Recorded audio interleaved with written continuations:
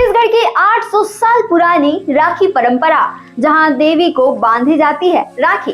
क्या आपने कभी सुना है कि किसी देवी को राखी बांधी जाती है? छत्तीसगढ़ के बस्तर में एक ऐसा मंदिर है जहां रक्षाबंधन की शुरुआत मां की कलाई से होती है और ये परंपरा पिछले 800 सालों से निभाई जा रही है।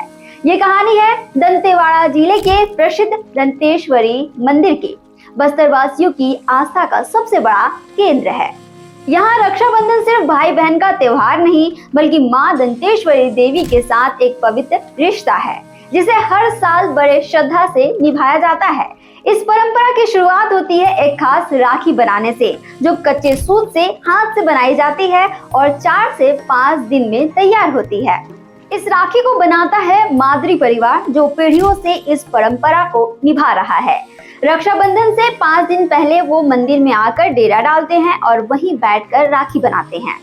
जब राखी तैयार हो जाती है तो उसे शंखनी और डंगनी नदी के पवित्र जल से धोया जाता है। फिर बांस के टोकरी में रखकर लाल रंग चढ़ाया जाता है और मंत्रों के साथ पूजा होती है। इसके बाद वह राखी माँ दंतेश्वरी की कलाई में बांधी जाती है और सिर्फ माँ को ही नहीं, मंदिर परिषद में सभी देवी देवताओं को राखी बांधी जाती है, लेकिन सबसे पहले माँ को बांधी जाती है। जब तक माँ को राखी नहीं बांधी जाती, तब तक दंतेवाड़ा जिले में कोई रक्षाबंधन नहीं मनाता।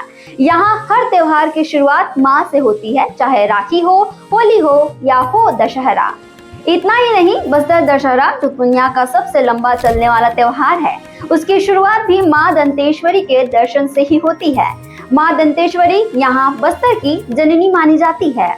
उनकी पूजा के बिना कोई भी पर्व पूरा नहीं माना जाता। अगर इतिहास की बात करें तो दंतेश्वरी मंदिर का निर्माण 13वीं सदी में छिंदक नागवंशी के शासकों में कराया गया था और तभी से ये राखी परंपरा शुरू हुई, जो आज तक बिना रुके पूरे श्रद्धा और प्रेम से निभाई जा रही है।